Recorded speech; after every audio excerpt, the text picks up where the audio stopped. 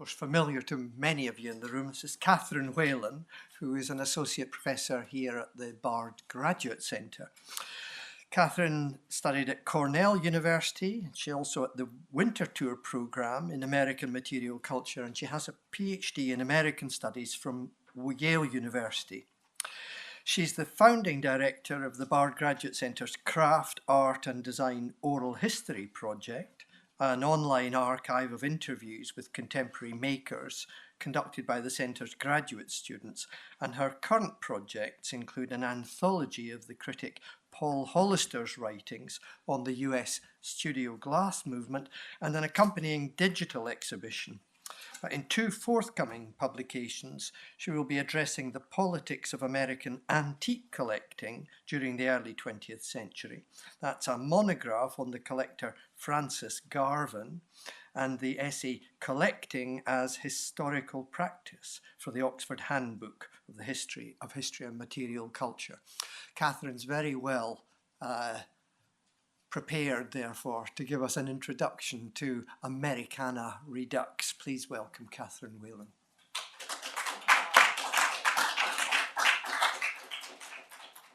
Well, thank you, Paul, for inviting me to participate in the symposium, and to Bard Graduate Center for giving me the opportunity to speak about this work, which is new.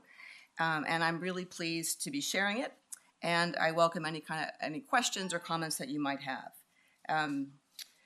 I want to just actually briefly talk about my title slide, and in it I have three different typefaces with the name Americana in their title. The first two are designed in 1965. One is by Richard Isbell, and the other is the Davidson Americana typeface, designed by Meyer Dave Davidson. But the bottom one, Albion's Americana, Bringing Stars and Stripes to Typography, was designed in 2012 by Paul James Lloyd of the Greater Albion Type Founders of West Perth, Australia, and apparently was developed at the same time the U.S. was recovering from Hurricane Sandy in 2012, which is we certainly experienced here in New York. And this is what they have to say about it. As our American brethren make the slow and steady recovery from Hurricane Sandy, we've been working on a suitably American-expired and highly patriotic typeface, which we're calling Albion's Americana. It's a fun typeface, and a tribute to our transatlantic friends. The Stars and Stripes motif is applied to an American-inspired all capitals Roman display face, producing something that is bold and boisterous and, well, ... American. Next time you need some graphic typesetting with that American feel, this is your answer. So I was a little bemused by this, but I wanted to include both these examples of American-designed typefaces that are named Americana and this one from outside the United States, in part because one of the things I want to think about here is what are the enduring associations with the term Americana, and to what extent can these become icons?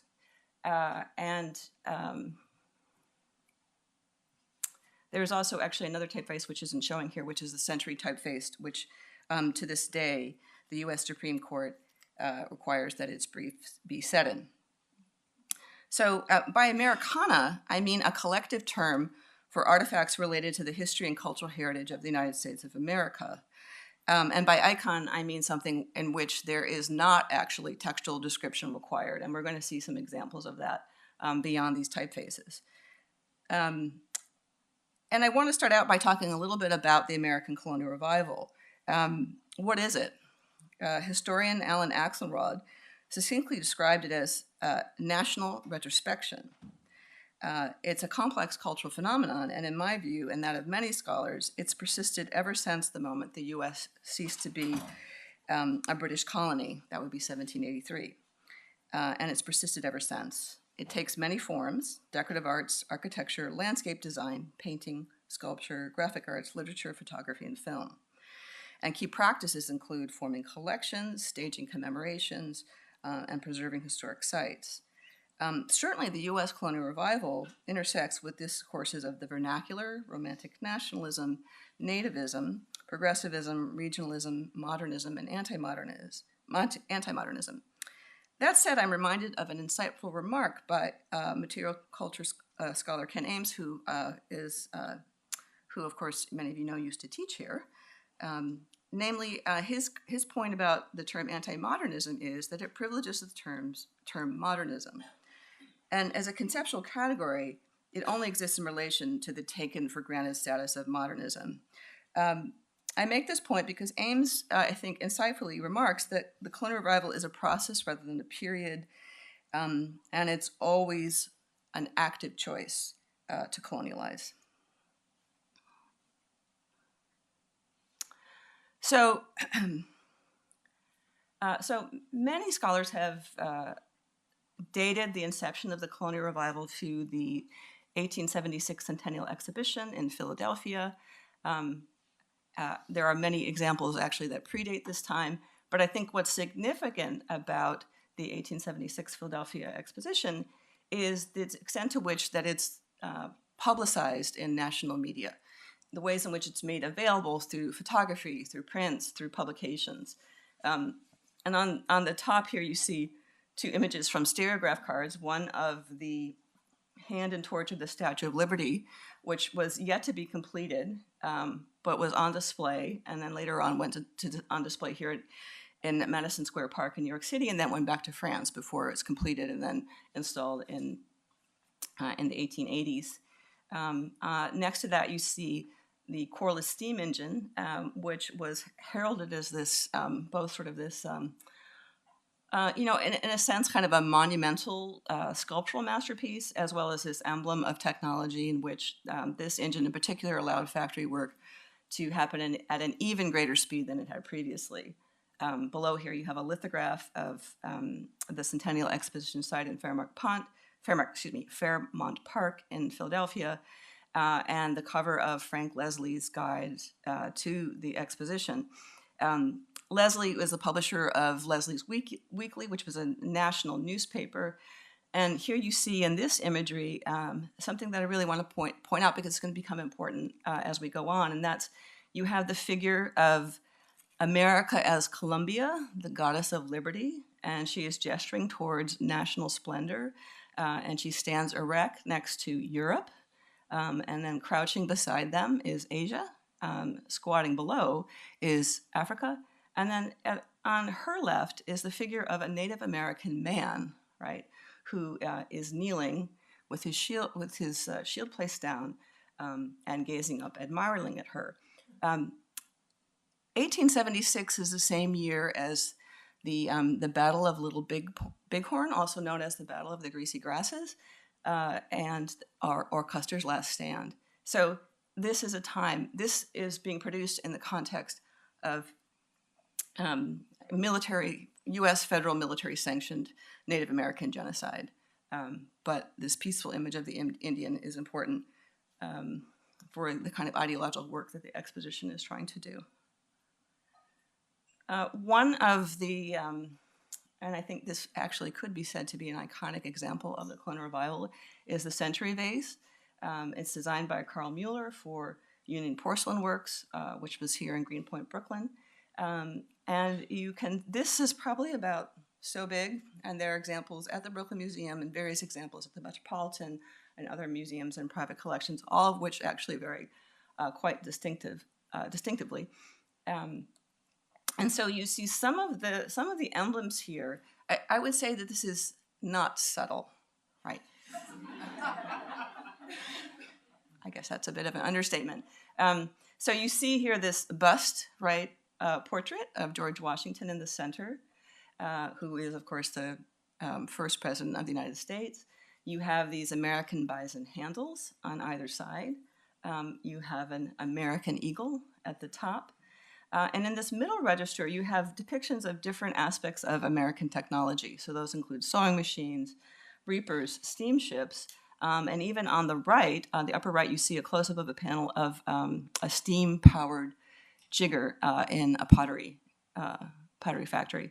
And I think on the on the right, you can even see telephone poles that actually break through the middle register to the upper panel, right?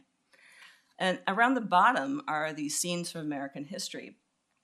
And you have some sort of expected material, right? Like the Continental Soldier that you see there in the middle, and at the bottom, a scene of the Boston Tea Party, which happens in 1773 as a protest against the British imposition of the Tea Act, in which colonists need to pay duties on tea. And of course, this is where you get the expression taxation without representation, which, wow, what a rallying cry. That's the idea that the American colonists are objecting to the fact that they have to pay this tax, but they don't have representation in Parliament, British Parliament. If you'll notice, though, I think, if you can see clearly, that some of the colonists are disguised as Native Americans, right? This group called the Sons of Liberty. And this is serving a dual purpose. And on the one hand, it allows them to disguise their identity and potentially displace blame, right, on Native Americans. On the other hand, it's instantiating their American identity, right, as distinct from British, right? We are of this place. And you see other kinds of representations involving, again, sort of the peaceful relations between the colonists and the Native Americans, including, for example, the story of William Penn's treaty with the Lenape in the late 17th century, which is not documented, but has been handed down as a traditional example of how this Quaker namesake, right, the namesake of the state of Pennsylvania, negotiated this peace with the Lenape. And I think, actually, as many of you probably know, the Bard Graduate Center is on the former lands of the Lenape people. So a lot of what's going on here then is to mask, right, the violence of Native American genocide, but also to promote the Native American as a particularly iconic symbol of American identity. And just in case you thought that one was strange, the vases on the right are actually 12 feet high. And they're from the Whalen Company of Limoges, and they commemorate 1776 and 1876. And again, you see some of that same kind of iconography, right? The eagle and certainly the head of Washington there. And this is the kind of displays that are going on at the Centennial Exhibition in Philadelphia, and it's very much about celebrating manufacturers, technology, and progress. It's actually not really until later exhibitions that you get extensive displays of, for example, things like American antiques. So I'm going to jump ahead 100 years to the U.S. bicentennial of 1976. And this work that I'm going to be talking about is part of a larger project I'm working on, which looks at how in the 1970s many Americans sought to challenge and redefine the boundaries of national identity through commemorating the bicentennial. And that's the bicentennial of the signing of the Declaration of Independence. So this event and the commemoration of this event inspired both celebrations of democratic ideals and pretty severe critiques of their failed implementation. For some, participating in the bicentennial was a way to center themselves in a society in which they were marginalized, and craft, art, and design went hand in hand with remaking national identity. And some of these manifestations include exhibitions of Native American art, African American art, women's art, early American fine and decorative arts, contemporary craft, promotion of folk life and folk art, particularly a resurgent interest in quilting, a focus on women of color, and then also the New Left's mobilization of the revolutionary rhetoric and imagery via the People's Bicentennial Commission. That didn't work out so well, which I'll talk about in a moment. So this is happening. What I'm showing here are essentially the national federal instantiations of the bicentennial in the form of currency, right, in terms of this symbol designed by Bruce Blackburn in terms of things like stamps, right?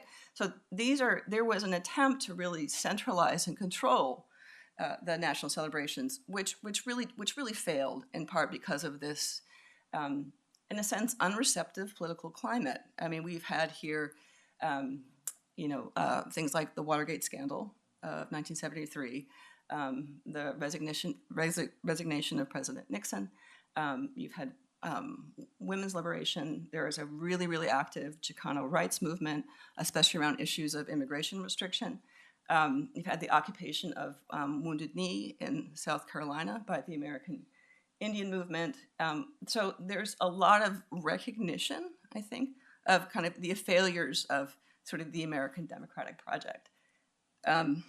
So I think you see some evidence of the federal recognition of that in these images of these stamps here in the middle on your right.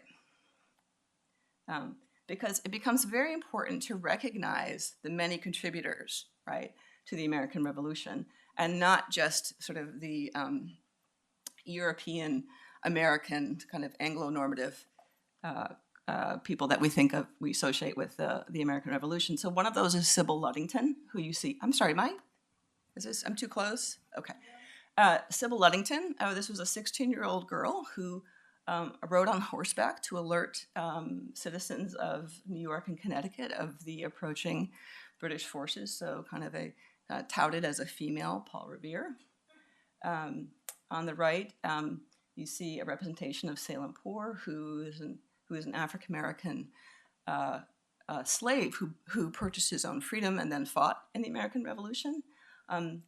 Chaim Solomon, who was a major financier, as well as being of Polish Jewish descent, right?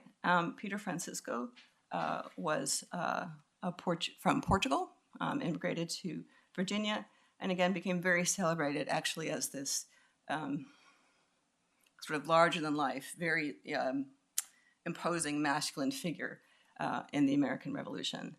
And at the same time, you have these kind of quasi-sanctioned efforts like the bicentennial fire hydrant painting projects. When I ask, I've been anecdotally asking people about their memories of the bicentennial, and I plan to do some more in-depth oral histories, but this is something that comes up over and over again. These are actually in New Jersey. And again, there's an interest in identifying different kinds of American heroes. So on the left, you have Crispus Attucks, right, who is the African-American, also possibly of Native American descent, who's killed in the Boston Massacre, right, in 1773. You have Casimir Pulaski, who is a Polish nobleman who comes over and again, the story is that he reforms the U.S. cavalry, right? And then Thomas Paine, right, is really considered the most radical of the American, I don't know if you would even say founding fathers, but the one who is most radical in his avocation of liberty and rebellion. So basically, but the U.S. government kind of cottons on that this is really not going over so well. So they do things like produce this. The United States Information Agency commissions Vincent Collins to make this short 200, which I'm going to try to play for you if I can remember how to do it. I think I do this, and then I do this, and then I do. There we go. Dang it. I'm so close. Does anybody see that? Oh, there it is.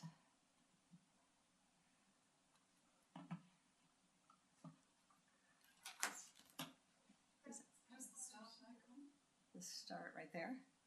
There we go.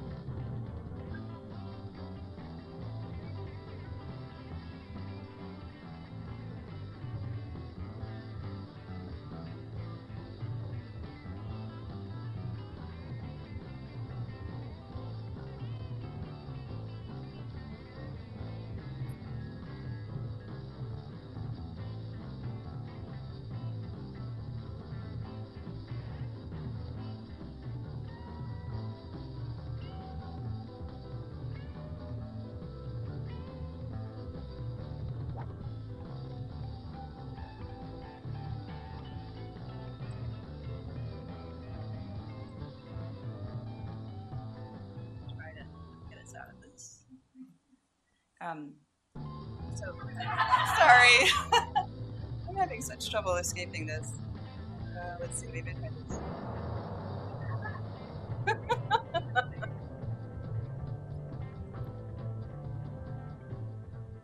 Okay, there we go.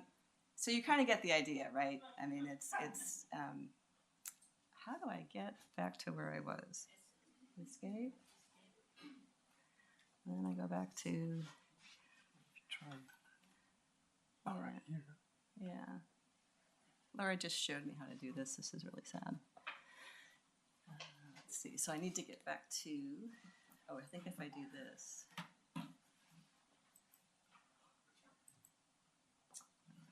Apologize. Let's see.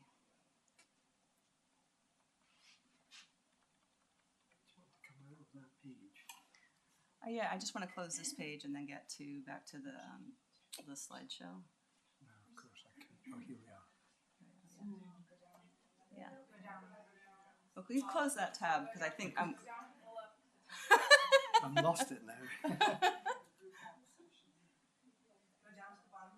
Oh, there we Here go. we are. Okay, great. And go to the PowerPoint. Hey, all right. And then go back to that. Perfect. All right. Thank you so much. There's nothing like group help. Okay, so you can see in that, right, no text, but lots and lots of different kinds of icons of Americanists, circa 1975 when this is made, right? And so some of the ones that we saw with the Centennial, right, things like the eagle, but also more contemporary icons like baseballs and hamburgers and hot dogs. But again, the set in this kind of pop, right, sensibility, intended to appeal to a modern audience and also particularly a young audience. And you see this kind of desire for inclusiveness in graphic design and exhibitions. On the left here, you have Massimo Vignelli's poster for the bicentennial, in which it's an anti-melting pot narrative. He went around and found foreign language newspapers in New York City and tore these strips and created this poster, right, to show the combination, right, and the continuing identity of these different ethnic groups. On the right, you have a poster from Carlos Villa's exhibition, Other Sources, an American Essay, which sometimes is considered the first exhibition under the multiculturalism banner. Let's see if I can get this to go. There we go. At the Metropolitan Museum of Art, you had a whole series of exhibitions, and honestly, I find it hard to imagine these happening today at the Met, but perhaps you'll tell me otherwise. So, for example, you have the kind of traditional exhibitions about American decorative arts, paintings and sculptures, and you see here sort of this close-up of Washington crossing the Delaware, which of course you also saw in the 200 video. Again, the bulletin of the Met, it's got a fractured close-up of an eagle.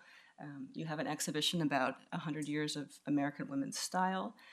You have an exhibition of African American art, which kind of is curated by a graduate student and that kind of falls out of focus, right, at the Met until very recently. And you also have the exhibition curated by Charles and Ray Eames, The World of Franklin and Jefferson, which celebrates their American, ingenuity in a sense. But this is staged at the Met. And when asked, well, why on earth is this exhibition here? They said, well, the Metropolitan Museum of Art is a cultural history museum, and this is a cultural history exhibition. So it's an unusual moment, I think, for American museums when they're trying to attract a diverse, broad audience that answers these kinds of questions about what it is to think about American history. There's also an exhibition of community banners and objects like that. There's a lot of press, right, about the issues that are at stake here and this kind of representation. So thinking about things like who are contemporary revolutionaries. What's happened to Black militancy, Black power movement? Can we have a bicentennial calendar specifically for Black history? These are things that are both published in Ebony magazine. And there's a wonderful article in the Atlantic Monthly offered by Andrew Ward, who is a commentator and historian of African American life. And I'm going to just share a little bit of this. And this was shared with me by Kenneth Ames. So he is writing essentially a spoof of a tour of a historic house in Windfall, Massachusetts, called the Pettifog House. And he begins, "Welcome to the Captain Ephraim Pettifog House. Before we go in, let us pause here on the puckery and consider the early life of the man whose home we have come to visit. Captain Pettifog was descended from a family of gimcracks who first came to this country in 1658 to escape the oak wilt, which was then ravaging their native Wales. The family settled here, and on Ember Friday, 1745, Ephraim was born. So fair is he, his father wrote, that he would make the hoodwink swoon.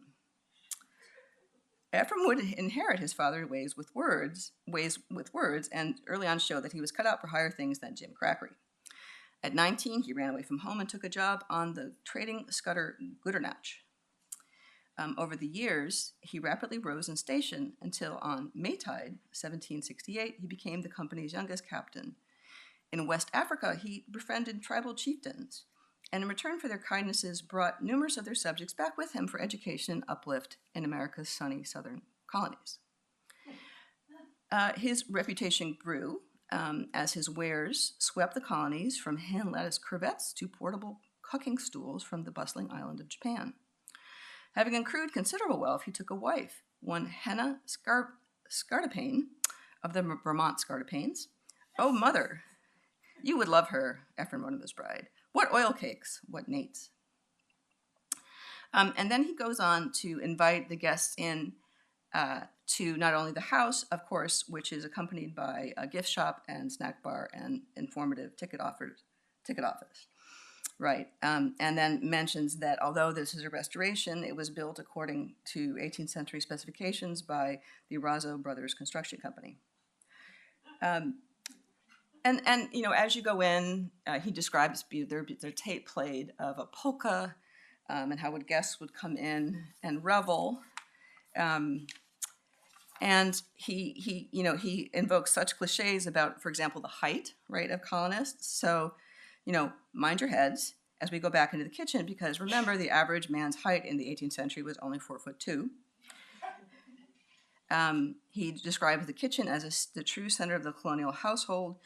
Here the day would begin. Henna would arise at 1 a.m. to begin breakfast preparations. As the menfolk stalked out to do their chores, the daughter would stoke the barbells and gather pin spots for the hearth, while the sons fed the livestock and dragged post holes through the acreage. If there was any Indian fighting to be done, everyone would try to get it out of the way before breakfast. And incidentally, beneath where you are standing, there's a hidden Indian stairway discovered while restoring the house. Nearby, we have found artifacts left by the Indians who hid here off and on until central heating was installed in 1953. So it goes on in this vein, and it's invoking kind of all these sort of tropes of historic house tours and preservation, right? But it's also doing it in such a way that it's trying to call attention, right, to the history that is suppressed, right?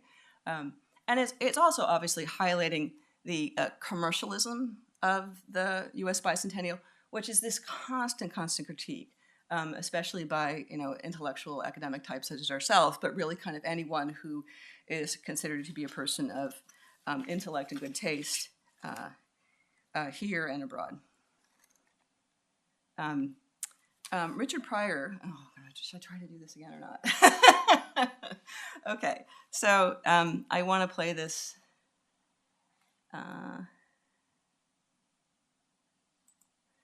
Okay. Richard Pryor comes out with this album. Black humor started in slave ships. Cat was always where we were rowing. Dude said, "What you laughing about?" I said, "Yesterday I was a king. Having a bicentennial, 200 years. Gonna have a bicentennial nigger. They will. They have some nigga 200 years old in blackface with stars and stripes on his forehead. Eyes, lips just shining. And he'll have that lovely white folks expression on his face. But he's happy. He's happy because he's been here 200 years. Said, I'm just so thrilled to be here. Over here in America, I'm so glad y'all took me out to die, homie. I used to live to be 150. Now I die of high blood pressure by the time I'm 52. And that thrills me to death. I'm just so pleased America's gonna last. They brought me over here in a boat. There was 400 of us come over here. 360 of us died on the way over here. I love that. That just thrills me so. I don't know, you white folks are just so good to us. Got over here, another 20 of us died from disease. But you didn't have no doctors to take care of us. I'm so sorry you didn't. Upset you all some too, didn't it? Then they split us all up. Yes, sir, we took my mom over that way, took my wife that way, took my kids over yonder. I'm just so happy. I don't know what to do. I don't know what to do if I don't get 200 more years of this. Lord of mercy. Yes, sir. I don't know where my old mama is now. She up yonder in that big white folks in the sky.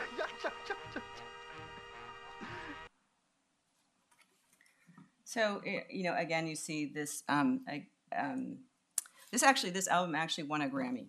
Oh, I'm so sorry. Here, I'll bring it in. There we go. Escape. There was this moment. There we go. Aha. There we go. Yay.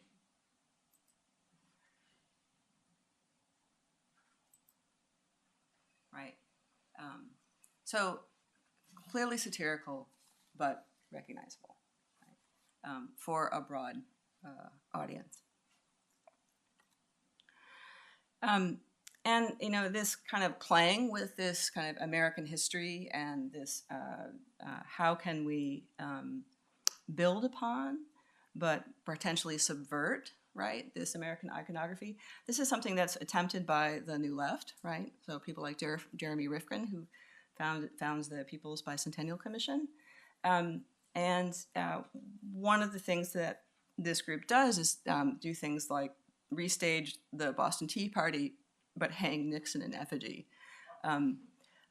What happens with them is that they are trying to use this kind of, you know, the dress, for example, that you see this figure in, to reclaim a more radical vision, right, of American history, but they get confused with reenactors, right?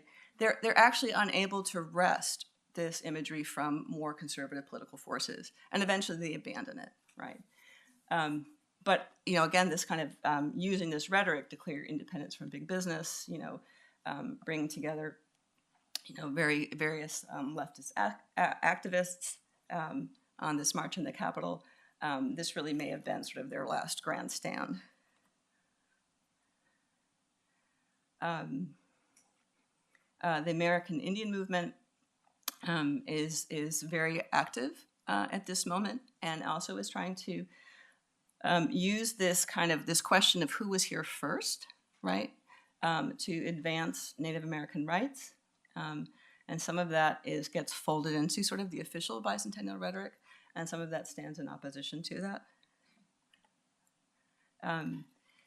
In the Chicano activist movement, you have, for example, this piece slightly after the bicentennial by Yolanda Lopez, who's the illegal alien pilgrim, right?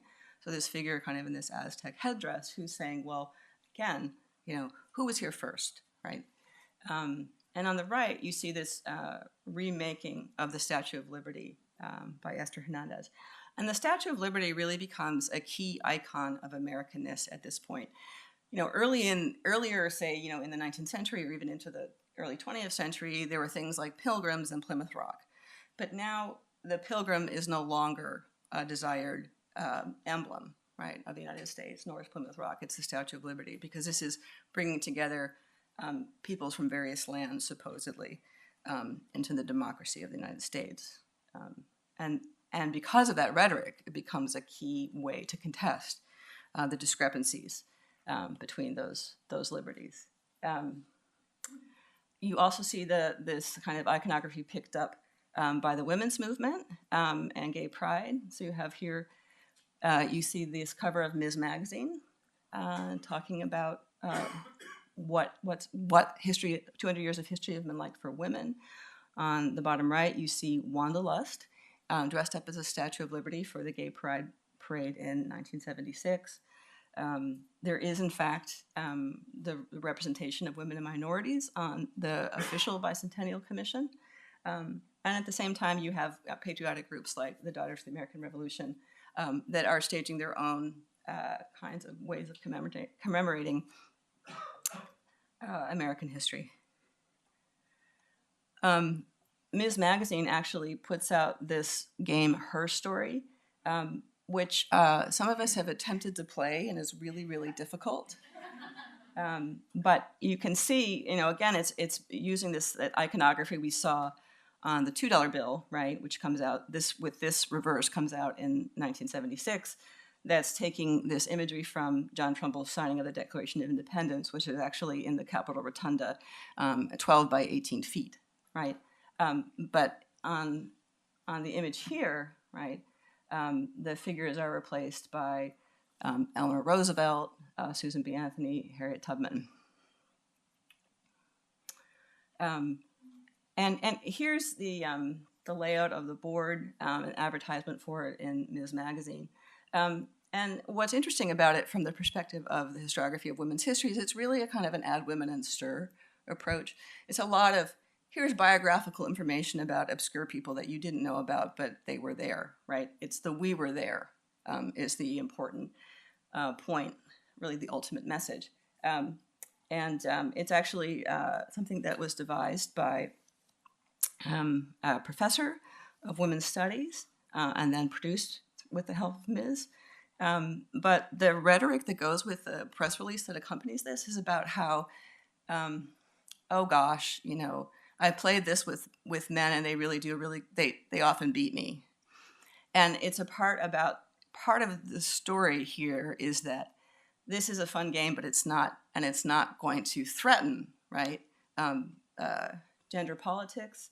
But the other message is that the point is not to win the game. It's to learn about the history. Yeah, and like some of the cards, you know, when you have to go back are things like, again, you know, got up at dawn, worked all day, came home, cooked, collapsed, you know, go back 3 spaces, or, you know, died in childbirth, etc. And then one other really, really key icon of the colonial revival that persists really certainly from the early 19th century to the present is the idea of the quilt, right? And there's the narrative here in American culture that quilts are made of scraps of leftover things, and it's this kind of emblem of thrift and recycling. And we know now that a lot of quilts actually are made from purpose-bought fabrics, and you need to have a certain amount of leisure time in order to produce something like the quilt on the right, which is a Baltimore album quilt from the 1840s. But in the 1970s, in particular, becomes a real interest in reviving, sort of beginning of what's called the quilt revival. So interested in making quilts, studying quilts, and exhibitions like, for example, The Flowering of American Folk Art happened at the Whitney Museum. This book is a catalog from that by Jean Lipman and Alice Winchester. Lipman also writes Provocative Parallels, which shows, again, kind of, here is this, look at this amazing, right, relationship between sort of the primitive, naive early American art of the quilt, right, and abstract expressionists or op art. But I think one of the reasons that the quilts have been such a pervasive icon has to do with this gridded structure. And here I'm going to echo the words of Del Upton, who is an architectural historian, who talks about the grid in the American context, thinking about, for example, antebellum Philadelphia or the city planning of Manhattan as a representation of equality, right, within certain bounds. It's a cellular equality. We each get one of these squares, right? And so that becomes, I think, a really powerful storytelling form that's picked up in the bicentennial. So, for example, you have kids making quilts in elementary schools. You have books like this, how to make a quilt, but even itself, right, the way it's laid out is in that frame of an album quilt. And then you also have groups like the People's Bicentennial Quilt Makers who appropriate that imagery, but fill, right, each of these squares with different visions, right, of American history. So, for example, lynching, right? You can see here women's suffrage. Again, here is the this African American history quilt that's made out in Oregon, and again, commemorating Martin Luther King or the Civil Rights Movement, right? Here's a framework in which we can put our story that's recognizable, right, historically recognizable, but allows us to tell these kind of individual stories. And in my mind, that kind of culminates really with the AIDS quilt, right? Again, if those of you who are familiar with a quilt know that each of these blocks are made up of individual blocks that represent individual people who died from AIDS, and they were made by family members or friends or other people who really just wanted to participate in the project and commemorate these individuals. And then they're assembled into larger blocks, and then their blocks were laid out on the Washington Mall in DC. And I think this was the last time that this was laid out in its entirety in 1992. It is now so huge that it is not displayed en masse, but there are sort of periodic rotations of exhibitions throughout the United States. So I think that as much as I would say that there's a kind of a cliche, right, about quilts, that it has been one of the most sort of enduring and perhaps one of the most unruly of American icons. I think I'll stop there because I'm not sure how we're doing on time. Are we in good shape? Or okay, all right. But again, the larger project that I'm thinking about this in is how can groups wrest this imagery, right? And what are the limits on that? Where are the examples and where you can't, right? So if you think, for example, about the Tea Partiers, right? So the Tea Party now, right, is very much associated with this libertarian conservative movement. And it's been very difficult, right, to take back that imagery. And it's the same kind of experience that the New Left had during the bicentennial. But formats like this, other kind of modes of art and craft and artifact making have lent themselves to a kind of flexibility, right, that allows them to be reinvigorated and reimagined, but still understood as American, but expanding what that notion of Americanness is. So, thank you.